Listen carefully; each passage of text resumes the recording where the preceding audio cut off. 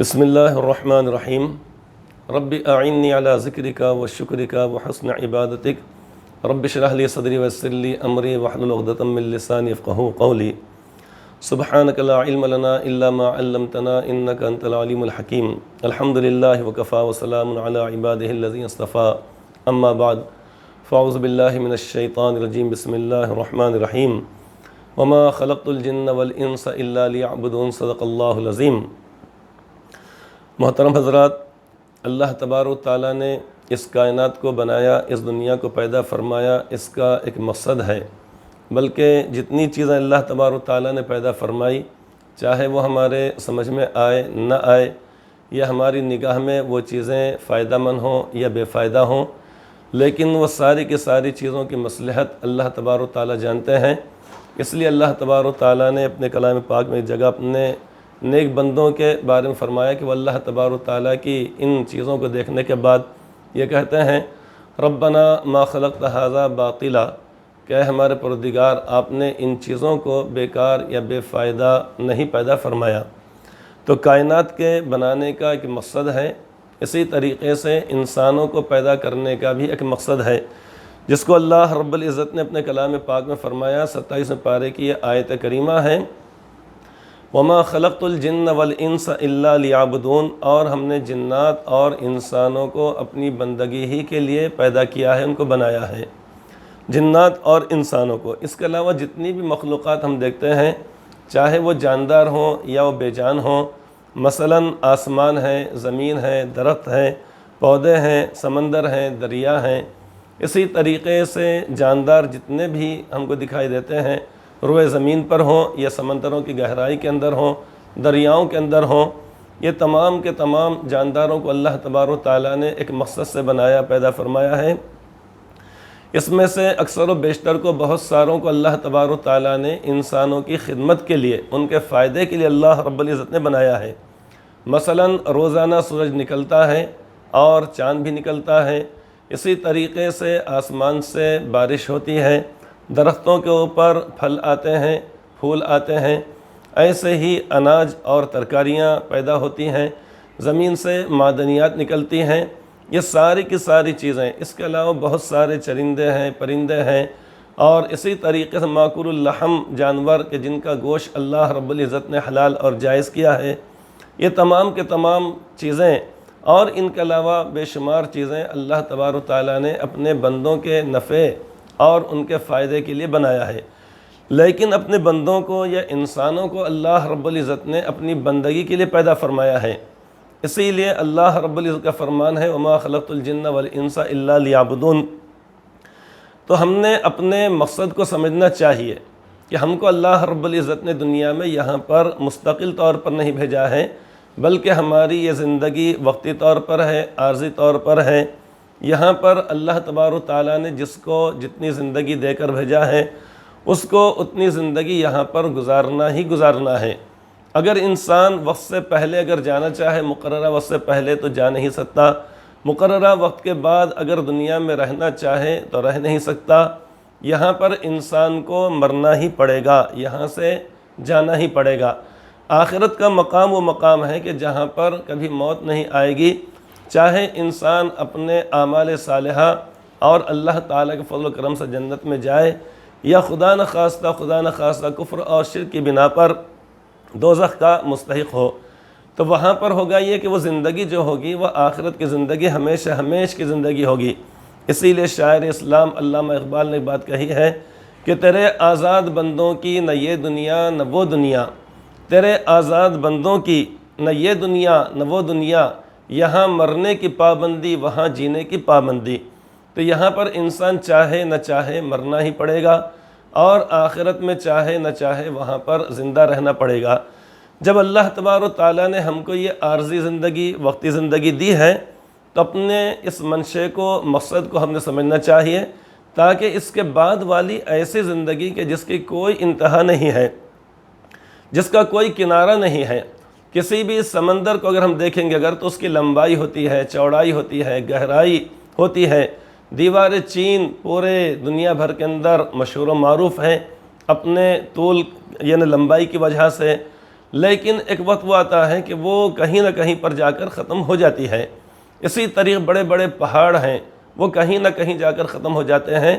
اسی طریقے سے آسمان ہے، زمین ہے، یہ ساری چیزوں کی طول اور عرض یعنی لمبائی چوڑائی یا سمندر و گہرائی متعین ہے، لیکن آخرت کی جو زندگی ہے اس کی کوئی انتہا نہیں ہے، وہ ہمیشہ ہمیشہ کی زندگی ہے۔ لہٰذا یہ زندگی اللہ تبارک و تعالیٰ نے ہم کو جو عطا فرمائی ہے، ایک آزمائش بھی ہے اور بندگی کے لیے بھی دی ہے۔ بندگی مثلا نماز پڑھنا یہ اللہ تبارک و تعالیٰ کی بندگی ہے،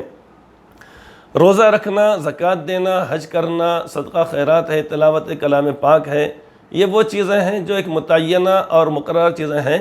لیکن ان کے علاوہ، ان فرائض اور واجبات کے علاوہ ہماری ساری زندگی اللہ تبارک و تعالیٰ کی اطاعت اور فرما برداری کے اندر گزرے۔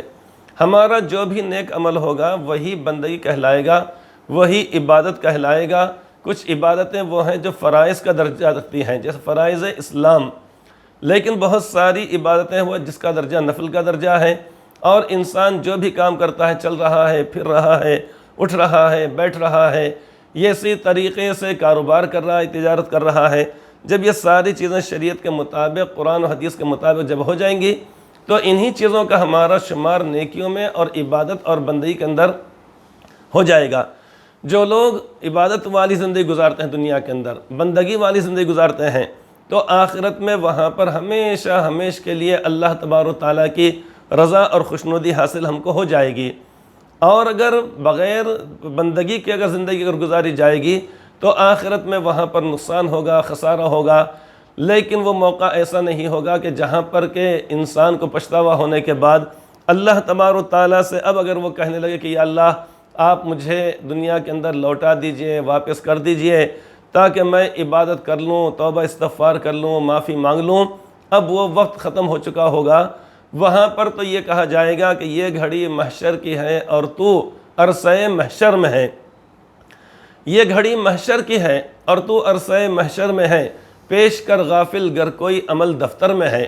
تو وہاں پر تو یہ دیکھا جائے گا کہ دنیا میں ہم نے جس کو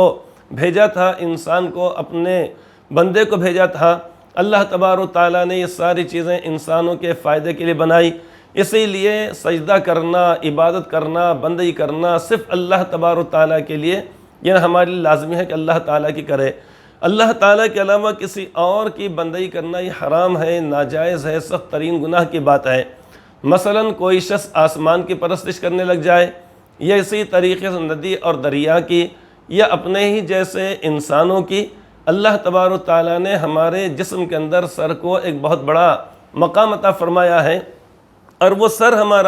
ہماری گردن اللہ تبارک و تعالیٰ کے سامنے سب جھکانے کے لیے ہے، اللہ تبارک و تعالیٰ کے سوا کسی اور کے سامنے نہیں، نہ انبیاء کے سامنے، نہ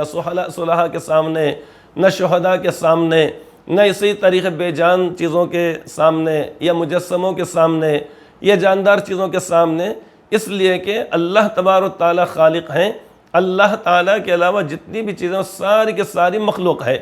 تو مخلوق کے سامنے کیسے سر جھکائے، کیسے مخلوق کے سامنے اپنی حاجتیں اور اپنی ضرورتیں رکھے۔ کس کے سامنے جھکائیں گے ہم سر اپنا؟ اللہ تبارک و تعالیٰ کے سامنے۔ کس کی بندگی کی جائے گی؟ اللہ تبارک و تعالیٰ کی۔ کس کے سامنے ہاتھ اٹھا کر اپنی ضروریات ہم مانگیں گے؟ وہ اللہ رب العزت کے سامنے۔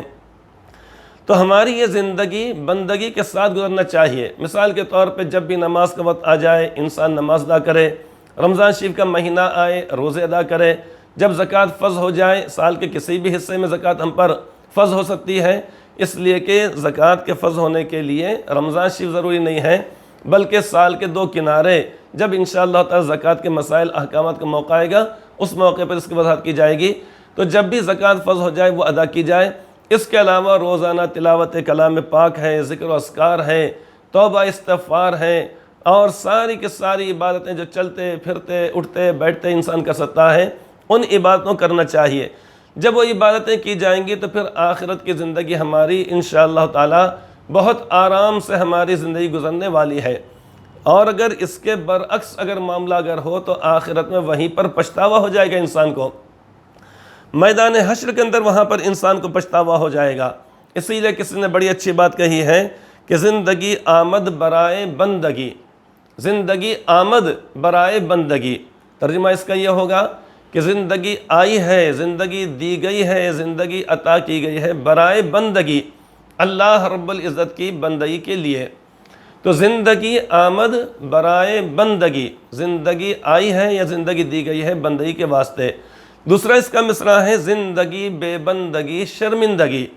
کہ زندگی انسان کی اگر بغیر بندگی کے اگر گزرے گی، کہ فرائض کو واجبات کو ترک کیا جا رہا ہے، دیگر اعمال نہیں کیے جا رہے ہیں، اب میدان حشر میں جب وہاں پر اعمال جب تولے جائیں گے وہاں پر انسان کو پچھتاوا ہوگا، جب پل صراط پر سے گزرنا پڑے گا تب انسان کے لیے مشکل وہاں پر پیش آ جائے گی، جب وہاں پر جام کوثر عطا فرمائیں گے اللہ کے لاڈلے نبی صلی اللہ علیہ وسلم حوض کوثر پر، وہاں پر خدا نخواستہ محروم ہو جائے انسان تو وہاں پر اس کو پچھتاوا ہو جائے گا۔ غرض یعنی جہاں پر یعنی سارے مسائل آئیں گے انسان کے لیے پچھتاوا ہو جائے گا۔ خدا نخواستہ بجائے سیدھے ہاتھ کے نامہ اعمال اگر بائیں ہاتھ میں کر دیا جائے تو انسان کو پچھتاوا ہوگا۔ تو زندگی آمد برائے بندگی، زندگی آئی ہے بندگی کے لیے، زندگی بے بندگی شرمندگی، یہ دوسرا اس کا مصرع ہے کہ بغیر بندگی کا زندگی اگر گزاری جائے گی تو آخرت میں شرمندگی ہوگی۔ ایک اور شاعر نے اس کے اندر اس مصرعے کو دوسرے انداز ادا کیا ہے کہ زندگی آمد برائے بندگی، کہ زندگی ملی ہی ہے بندگی کے لیے، زندگی بابندگی تابندگی، کہ زندگی اگر بندگی کے ساتھ اگر گزرے گی، اگر اللہ تبارک و تعالیٰ کی عبادت کے ساتھ گزرے گی تو تابندگی مطلب یہ کہ ہمیشہ چمک دمک والی آخرت کی زندگی ہوگی، سرخ روئی ہو جائے گی، آرام ہو جائے گا۔ لہٰذا آج کی مجلس میں بس یہی بات بتلانی تھی۔ اللہ تبارک و تعالیٰ ہم سب کو عباد الرحمن بن کر، یعنی جس کی صفات اللہ رب العزت نے بیان فرمائی ہے وہ بن کر اور عبادت اور بندگی کے ساتھ اللہ تعالیٰ ہم کو زندگی گزارنے کی توفیق عطا فرمائے، آمین ثم آمین۔